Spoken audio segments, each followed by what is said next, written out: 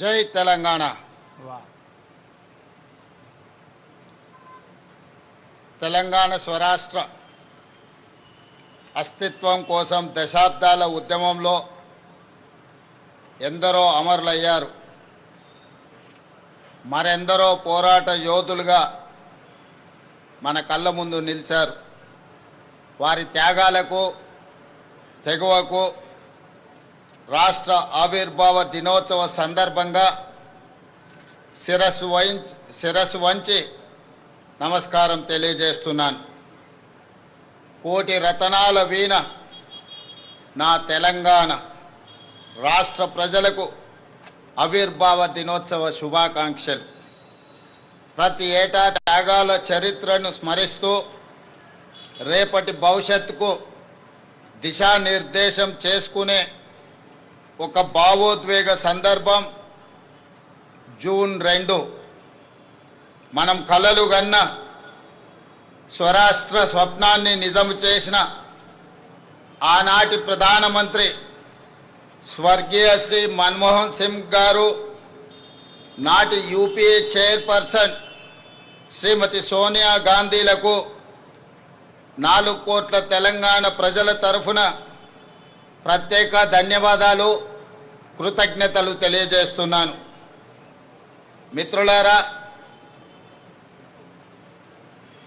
పుట్టుక నీది, చావు నీది, బతుకంత దేశానిది అన్న ప్రజాకవి కాళోజీ మాటలే స్ఫూర్తిగా డిసెంబర్ 7, 2023న బాధ్యతలు స్వీకరించిన క్షణం నుండి ప్రతి క్షణం తెలంగాణ హితమే పరమార్థంగా, రాష్ట్ర అభివృద్ధి ధ్యేయంగా, పేదరిక నిర్మూలననే ప్రాధాన్యంగా ప్రజాప్రభుత్వం పనిచేస్తున్నది. రాష్ట్రంలో అధికారం ఇవ్వడంతో పాటు ఈ 2.5 ఏళ్లలో జరిగిన పలు ఉప ఎన్నికలలో, పంచాయతీ మున్సిపల్ ఎన్నికలలో మా పట్ల మీరు చూపించిన ఆదరణ, అభిమానం మరవలేనిది. ఎవరెన్ని విమర్శలు చేసినా, ఎన్ని కుట్రలు చేసినా ప్రజలు మాకు అండగా నిలబడడం ఎనలేని శక్తిని ఇచ్చింది.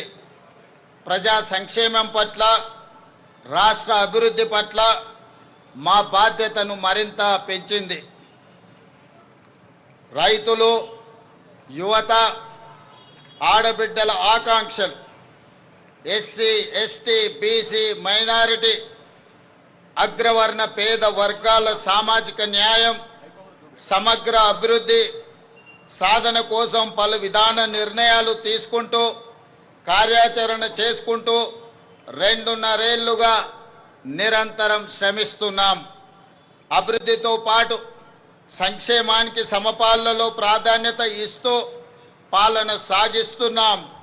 ఈరోజు నేను గర్వంగా చెప్పగలను, దేశంలో ఏ రాష్ట్రం అమలు చేయని సంక్షేమ పథకాలను మన తెలంగాణ రాష్ట్రంలో అమలు చేస్తున్నాం. అభివృద్ధి, సంక్షేమం ఒక ఎత్తు, ఆత్మగౌరవం, స్వేచ్ఛ, సామాజిక న్యాయం మరో ఎత్తు. తెలంగాణ ఆవిర్భావ ఒక ప్రత్యేక ఘట్టం. దశాబ్దాలు ఉద్యమం చేసి రాష్ట్రాన్ని సాధించుకున్నది కేవలం సంక్షేమం, అభివృద్ధి కోసమే కాదు, ఆత్మగౌరవం, స్వేచ్ఛ, సామాజిక న్యాయం కోసం ఈ గడ్డపై ప్రతి బిడ్డ పోరాటం చేశారు. పెత్తందారీతనానికి వ్యతిరేకంగానే ఈ రాష్ట్రంలో పోరాటాలు జరిగాయి. నాటి రాచరికం నుండి నిన్నటి నియంతృత్వం వరకు తెలంగాణ తిరుగుబాటు చరిత్ర మొత్తం చెబుతున్న సత్యం ఇదే. ఈ చరిత్రకు మనం సజీవ సాక్షులం. రాచరిక ఆలోచనలు, నియంతృత్వ పోకడలను ఓడించి కొత్త చరిత్రను రాసుకోవడం కోసం మీరు ప్రజాప్రభుత్వాన్ని గెలిపించుకున్నారు. ఈరోజు ప్రజల మనోభావాలకు మేము ప్రతినిధులం, సమాజ ఆకాంక్షలకు మేము వారధులం.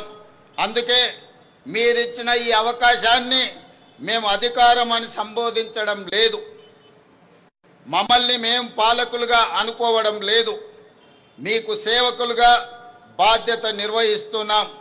ప్రభుత్వం అంటే నలుగురు చేతుల్లో ఉండే పెత్తనం కాదు, 4 కోట్ల ప్రజల ఉమ్మడి ప్రతినిధి అని మేము భావిస్తున్నాం, బాధ్యతగా పనిచేస్తున్నాం. అందుకే ఇది కేవలం పరిపాలన చేసే ప్రభుత్వం కాదు, ప్రజాస్వామ్య ఆకాంక్షలను నెరవేర్చే ప్రజా ప్రభుత్వం అని గర్వంగా చెప్తున్నాం.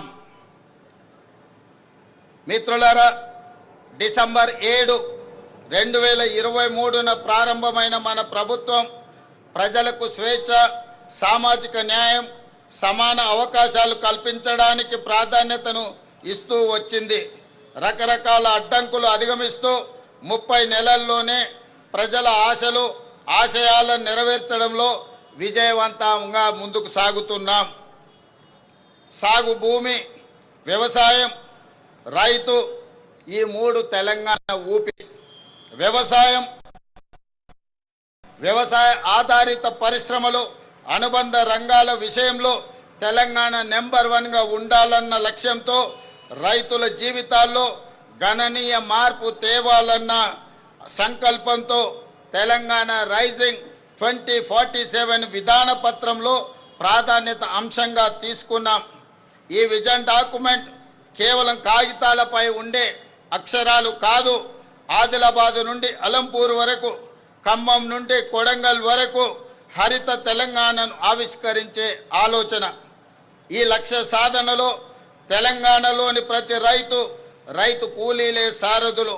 దీనికోసం ఈ విజన్ డాక్యుమెంట్లో రూరల్ అగ్రికల్చర్ రీజియన్ ఎకానమీ రేర్గా అభివర్ణించి అభివృద్ధి చేసేందుకు రూపొందించిన పత్రం ఇది.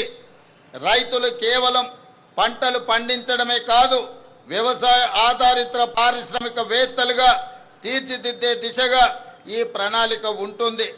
అగ్రికల్చరల్ ఎకోసిస్టమ్ అభివృద్ధి చేసి రైతులను శ్రీమంతులుగా చెయ్యాలన్నదే మా ప్రభుత్వం యొక్క సంకల్పం. 2025-26 అంచనాల ప్రకారం మన ఆహార ధాన్యాల ఉత్పత్తి రికార్డు స్థాయిలో ఉంది. 2,36,00,000 మెట్రిక్ టన్నులుగా నమోదైంది. ప్రజాప్రభుత్వం అందిస్తున్న ప్రోత్సాహకంలో వరి, మొక్కజొన్న, పత్తి పంటల విస్తీర్ణం గణనీయంగా పెరిగింది. పశు సంపద, మత్స్య రంగాలు గణనీయమైన అభివృద్ధిని సాధించాయి. రైతులు విభిన్న పంటల ఉత్పత్తితో తెలంగాణను సకల పంటల క్షేత్రంగా తీర్చిదిద్దాల్సిన అవసరం ఉన్నది. తెలంగాణ భూమి నైసర్గిక స్వరూపం అన్ని రకాల పంటలు పండించడానికి అనుకూలమైన క్షేత్రం. ఈ వేదిక మీద నుండి తెలంగాణ రైతాంగానికి నేను విజ్ఞప్తి చేస్తున్నా, కొన్ని పంటలకే పరిమితం కాకుండా అన్ని రకాల పంటలను, కూరగాయలను, పండ్లను పండించడం ద్వారా తెలంగాణ రాష్ట్ర కీర్తి ప్రతిష్టల్ని ప్రపంచానికే చాటి చెప్పే అవకాశం ఉంది. ఆ దిశగా రైతులను ఆలోచన చేయవలసిందిగా నేను మనవి చేస్తున్నాను. ఈ రైతుల కార్యసాధకులు కావాలంటే అప్పు లేని పరిస్థితి ఉండాలి. అందుకే రైతుల నెత్తిపై ఉన్న అప్పుల భారాన్ని తగ్గించే ఉద్దేశంతో ఒకేసారి 2 లక్షల వరకు పంట రుణాల మాఫీ చేశాం. 20,616 కోట్ల రూపాయలు రైతు ఖాతాలో వేసి 25 లక్షల పైగా రైతు కుటుంబాలను రుణ విముక్తులను చేశాం. వ్యవసాయానికి ఉచిత విద్యుత్తును కొనసాగిస్తూనే విద్యుత్ పంపు సెట్లకు సౌరశక్తితో నడిచే పంపు సెట్లను ఏర్పాటు చేస్తున్నాం. తద్వారా అదనంగా ఉత్పత్తి అయ్యే విద్యుత్తును గ్రిడ్కు అందించి రైతులకు అదనపు ఆదాయం వచ్చేలా ప్రయత్నం చేస్తున్నాం. ఈ 2.5 ఏళ్లలో వ్యవసాయానికి, రైతు సంక్షేమానికి 1,56,496 కోట్ల రూపాయలు ఖర్చు చేశాం. రైతు భరోసా పెట్టుబడి సాయం ఇప్పటికే 27,529 కోట్ల రూపాయలు నేరుగా రైతుల ఖాతాలలో వేశాం. మిత్రులారా, రైతులు దళారుల బారిన పడి మోసపోకూడదని రైతులు పండించిన పంటలు ప్రభుత్వమే కనీస మద్దతు ధర చెల్లించి కొనుగోలు చేస్తుంది. ఎంత భారమైనా సరే చివరి గింజ వరకు పంట ఉత్పత్తులను కొనడానికి రాష్ట్ర ప్రభుత్వం ప్రయత్నం చేస్తుంది. మేము అధికారం చేపట్టిన తర్వాత ఇప్పటి వరకు 2.5 ఏళ్లలో ధాన్యం కొనుగోళ్లకు 82,840 కోట్ల రూపాయలను ఇప్పటి వరకు రైతాంగానికి చెల్లించిన ఈ యాసంగి సీజన్లో రాష్ట్రమంతటా 8,575 కొనుగోలు కేంద్రాల ద్వారా చురుగ్గా ధాన్య సేకరణ జరుగుతుంది. ఇప్పటి వరకు 63,65,000 మెట్రిక్ టన్నుల ధాన్యాన్ని కొనుగోలు చేయడం జరిగింది. సుమారుగా 11,903 కోట్ల రూపాయలను రైతుల ఖాతాలో జమ చేశాం. అకాల వర్షాల వల్ల ధాన్యం తడిసిపోయినా ప్రతి రైతుకు నష్టం జరగకుండా దాదాపు 10,000 మెట్రిక్ టన్నుల తడిసిన ధాన్యాన్ని ప్రభుత్వం కొనుగోలు చేసింది. ధాన్యం కొనుగోలులో దేశంలో ఏ రాష్ట్రం కూడా మనతో పోటీ పడే పరిస్థితి లేదు. దేశంలో యాస చెప్పడానికి నేను గర్వపడుతున్నాను. గతంలో ఎన్నడూ లేని విధంగా రాష్ట్రంలో మొక్కజొన్న పంటలు సాగు భారీగా పెరిగింది. ఈ యాసంగిలో సుమారు 16 లక్షల ఎకరాల్లో మొక్కజొన్న, 4 లక్షల ఎకరాల్లో జొన్న సాగు చేసి తెలంగాణ రైతులు కొత్త చరిత్రను సృష్టించారు.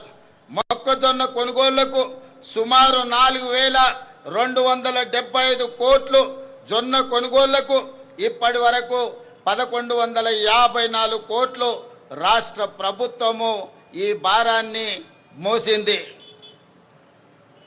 అదేవిధంగా మిత్రులారా, సాగునీటి రంగానికి ప్రాధాన్యతను ఇస్తూ తెలంగాణ నీటి కోసం దశాబ్దాలు గోసపడింది. 10 ఏళ్ల గత పాలనలో సైతం పరిస్థితులు మారలేదు. కృష్ణా గోదావరి జలాల్లో మన వాటాలు తేల్చి ప్రాజెక్టులు పూర్తి చేసే విషయంలో మన ప్రభుత్వం చిత్తశుద్ధితో ఉంది. ఈ విషయంలో ఏ వేదిక పైన రాజీ పడకుండా లౌక్యంతో రాజకీయ విజ్ఞతతో పని చేస్తున్నాం. 2004లో కాంగ్రెస్ ప్రభుత్వం జలయజ్ఞం కింద చేపట్టిన ప్రాజెక్టులు 2014-15లో ప్రారంభమైన ప్రాజెక్టులు కొన్ని ఇప్పటికీ అసంపూర్తిగా ఉన్నాయి. పెండింగ్లో ఉన్న ప్రాజెక్టులపై అవసరమైన భూసేకరణ చేపట్టి వీటిని చెయ్యాలని ప్రభుత్వం పట్టుదలతో పనిచేస్తుంది. ఇవి పూర్తయితే ఆశించిన మేరకు కొత్త ఆయకట్టుకు నీరు అందుతుంది. తెలంగాణకు వరప్రదాయిని ప్రాణహిత చేవెళ్ల ప్రాజెక్ట్ తిరిగి ప్రాణం పోసే ప్రయత్నం మన ప్రభుత్వం చేస్తున్నది. మహారాష్ట్ర ముఖ్యమంత్రి గారికి గత సంవత్సరం నుంచి చర్చలు చేస్తున్నాం, లేఖలు రాస్తున్నాం.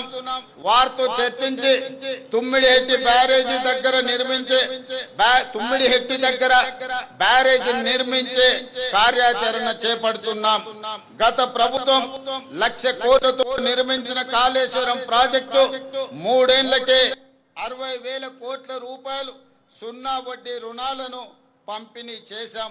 5 లక్షల రుణ పరిమితిని 10 లక్షలకు పెంచాం. ఇందిరమ్మ క్యాంటీన్లు, సౌర విద్యుత్తు, పెట్రోల్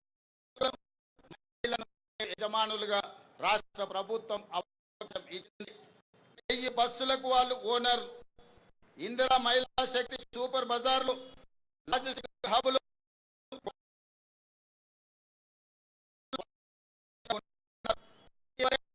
రాష్ట్రమంతటా ఒకే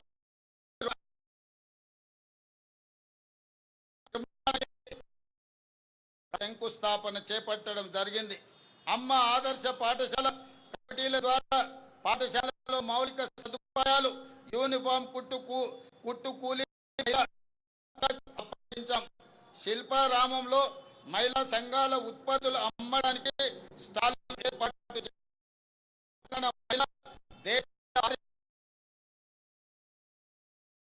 చేసుకోవడం లేదు. ఇది ప్రజా ప్రభుత్వం కళ.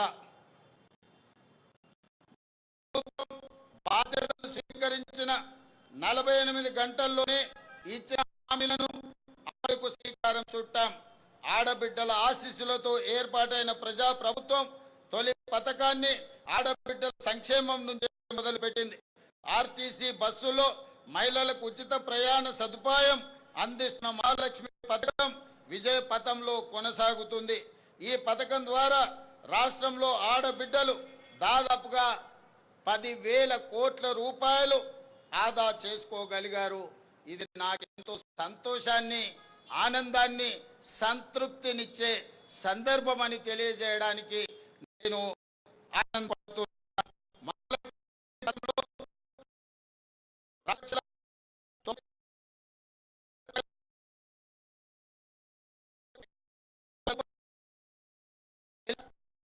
అందిస్తున్నాం.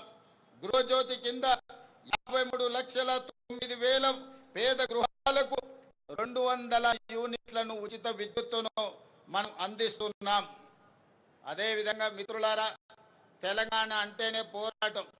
తెలంగాణ పోరాటంలో ముందు బాగాన నిలబడి కొట్లాడింది నిరుద్యోగ యువకులు.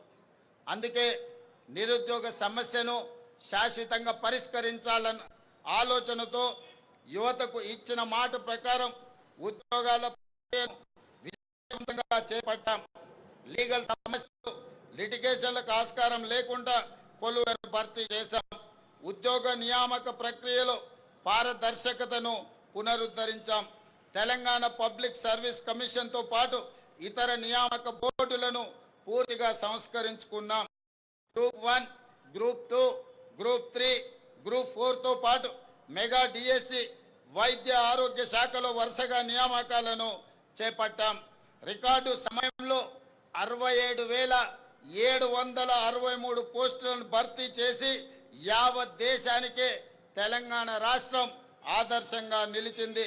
ఉద్యోగంలో చేరే ముందు అఖిల భారత సర్వీస్ అధికారులకు శిక్షణను అందించినట్టుగా నియామక పత్రాలు అందుకున్న 562 గ్రూప్ 1 అధికారులకు ఈరోజు మనము ఫౌండేషన్ కోర్సు ద్వారా శిక్షణను అందించి భవిష్యత్తులో తెలంగాణ అభివృద్ధిలో భాగస్వాములను చేయడానికి ప్రభుత్వం అన్ని చర్యలను చేపట్టింది.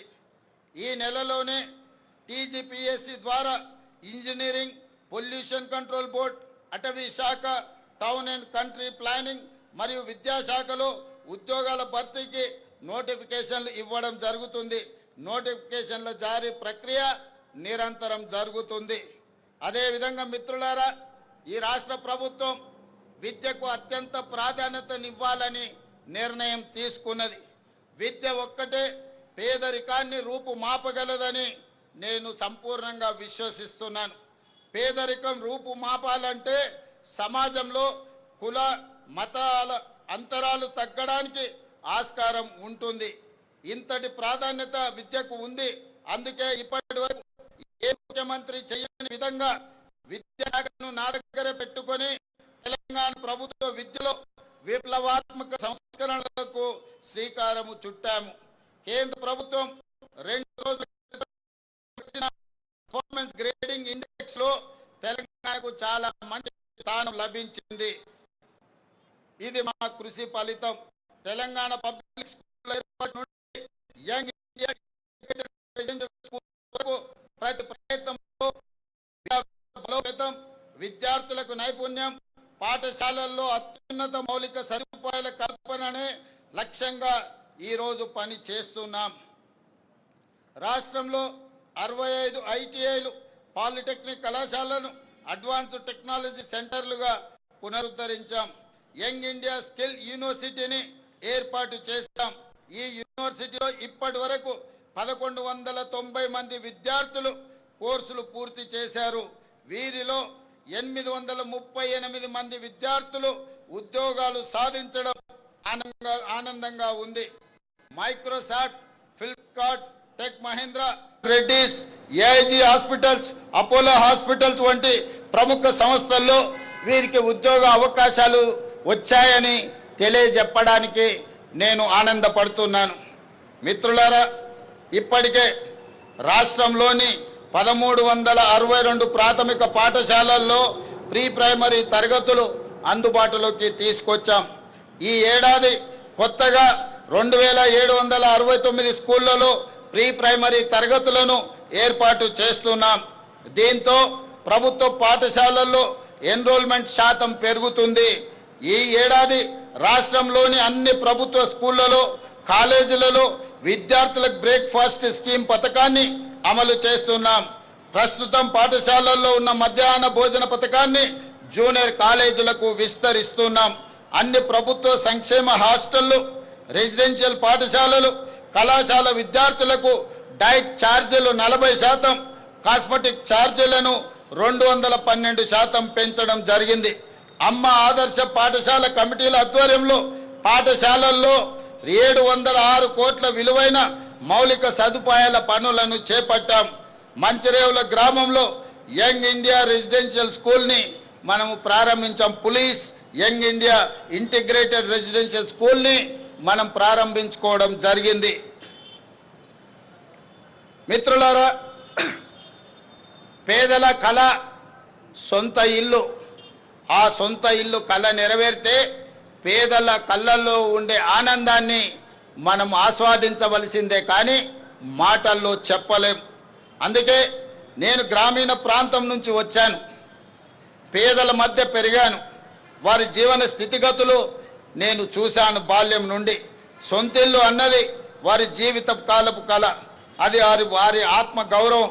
కిరాయి ఇళ్లలో ఉండి ఇంట్లో ఎవరైనా చనిపోతే ఇంటి యజమాని ఒప్పుకోకపోవడంతో భౌతిక కాయాన్ని ఆఖరు చూపు కోసము ఇంటికి కూడా తీసుకురాలేని వాళ్ళ పరిస్థితి, బాధ వర్ణాతీతం.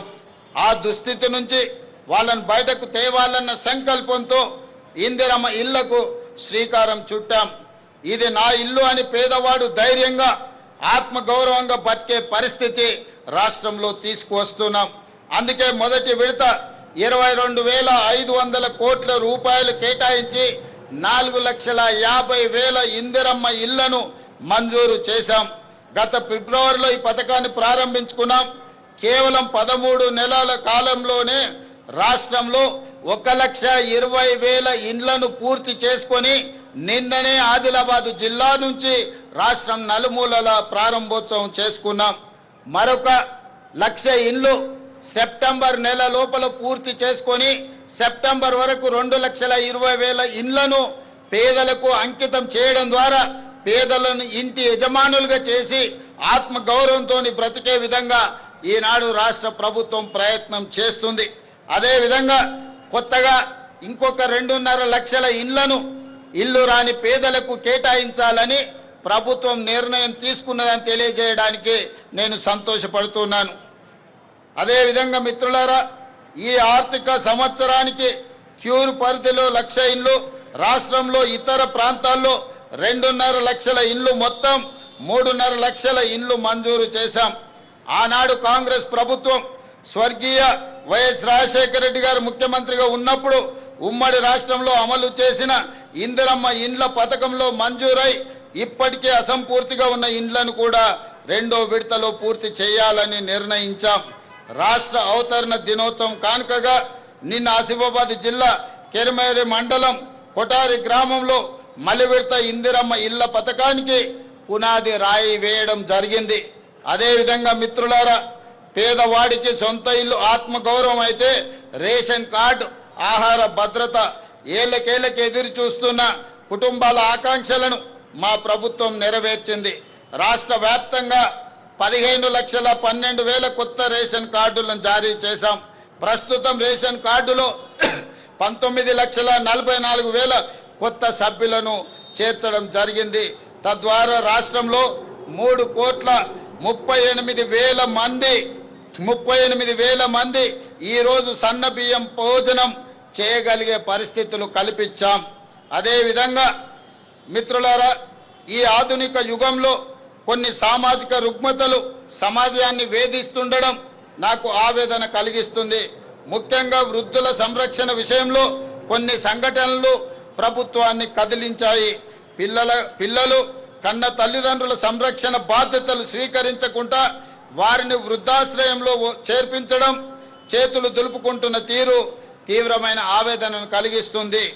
ఈ విషయంలో ఏదో ఒకటి చేయాలన్న సంఘర్షణ నుంచి వచ్చిన ఆలోచన ఒక పటిష్టమైన వృద్ధుల సామాజిక భద్రతకు భరోసా ఇచ్చే చట్టాన్ని రాష్ట్ర ప్రభుత్వం రూపొందించింది.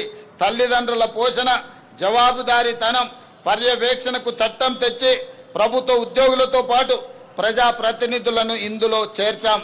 ఎవరైనా ప్రజాప్రతినిధులు కానీ ప్రభుత్వ ఉద్యోగులు కానీ ప్రైవేట్లో పెద్ద ఉద్యోగాలు చేసేవాళ్ళు కన్న తల్లిదండ్రులను చూసుకోకపోతే వాళ్ళ జీతాలలో 15% కోత విధించి ప్రత్యక్షంగా తల్లిదండ్రుల ఖాతాలో వేయడం ద్వారా ఆ వృద్ధాప్యంలో తల్లిదండ్రులకు రక్షణ కల్పించే చట్టాన్ని తెలంగాణ రాష్ట్ర ప్రభుత్వము అమలు చేస్తున్నదని తెలియజేయడానికి ఈ సందర్భంగా నేను సంతోషపడుతున్నాను.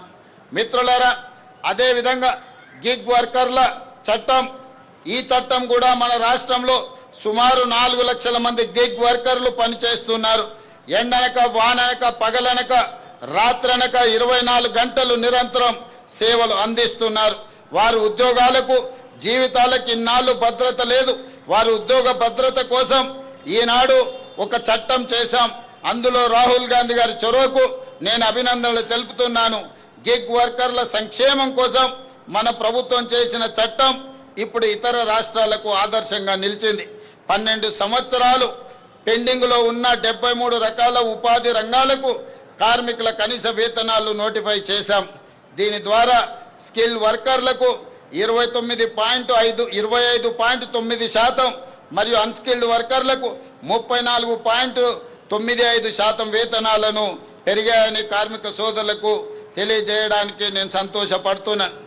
అదేవిధంగా పోరాట యోధులను గుర్తించాలని, తెలంగాణ అమరవీరుల కుటుంబాలను, తెలంగాణ ఉద్యమకారులను గుర్తించడానికి మనం కమిటీ నియమించుకున్నాం. వారి అమరవీరులు పోరాట యోధులే తెలంగాణ రాష్ట్రం. వారి త్యాగాలకు విలువలేని రాష్ట్రం జీవం లేని శరీరం లాంటిదని నేను భావిస్తాను. అందుకే తెలంగాణ రాష్ట్రం కోసం పోరాడిన యోధులను గుర్తించి వారికి వారి కుటుంబ సభ్యులకు తగిన న్యాయం చేయాలన్న ఆలోచనతో లక్ష్యంతో కేశవరావు గారు, కోదండరాం గారి నాయకత్వంలో కమిటీని నియమించాం. ఆ కమిటీ నివేదిక ఆధారంగా తెలంగాణ పోరాట యోధులందరినీ సముచిత రీతిన సత్కరించి వారి పట్ల చిత్తశుద్ధిని చాటుకుంటామని తెలియజేస్తున్నాను. మిత్రులారా, చాలా విషయాలు మాట్లాడాల్సినవి ఉన్నాయి. కానీ ఎండ తీవ్రత ఎక్కువగా ఉంది. చాలామంది ఎండ చాలా అంటే చాలా తీవ్రంగా ఉంది కాబట్టి మిగతా విషయాలు మనం రాతపూర్వకంగా ఇచ్చిన బుక్లెట్లో ఉంటాయి. చివరగా ఈ ఉపన్యాసాన్ని ఎండ తీవ్రతను దృష్టిలో పెట్టుకొని దాని కొంత సంక్షిప్తంగా ఇందులో పూర్తి చేస్తాం. రాతపూర్వకమైన వివరాలన్నిటిని కూడా అందించాం రాష్ట్ర ప్రజలందరికీ. మీడియా మిత్రులు కూడా దీన్ని పరిగణలోకి తీసుకోవాల్సిందిగా కోరుకుంటూ ఈరోజు చివరగా ఒకే ఒక్క మాట నేను చెప్పదలుచుకున్నాను. మిత్రులారా, దేశంలోనే కాదు ప్రపంచానికే తెలంగాణను గేట్వేగా నిలబెట్టాలన్నది నా స్వప్నం. దానికి మార్గం తెలంగాణ రైజింగ్ 2047 విజన్ డాక్యుమెంట్. 2034 నాటికి $1 ట్రిలియన్ ఎకానమీగా, 2047 నాటికి $3 ట్రిలియన్ ఎకానమీగా తెలంగాణ ఉండాలన్నది ప్రజాప్రభుత్వం యొక్క సంకల్పం. దీనికి ప్రజలందరూ అండదండలు కావాలి. మీ అందరి సహకారం ఆశీర్వాదంతో ఈ లక్ష్యాన్ని చేరుకుంటామన్న విశ్వాసం నాకు సంపూర్ణంగా ఉన్నది. ఈ ఆర్థిక వృద్ధిలో ప్రతి ఒక్కరూ భాగస్వాములు కావాలి. తెలంగాణ అభివృద్ధికి పునరంకితం కావాలని కోరుకుంటూ మీ అందరికీ మరొక్కసారి తెలంగాణ రాష్ట్ర ఆవిర్భావ శుభాకాంక్షలు తెలియజేస్తూ మీ అందరి దగ్గర సెలవు తీసుకుంటున్నాను. జై హింద్, జై తెలంగాణ.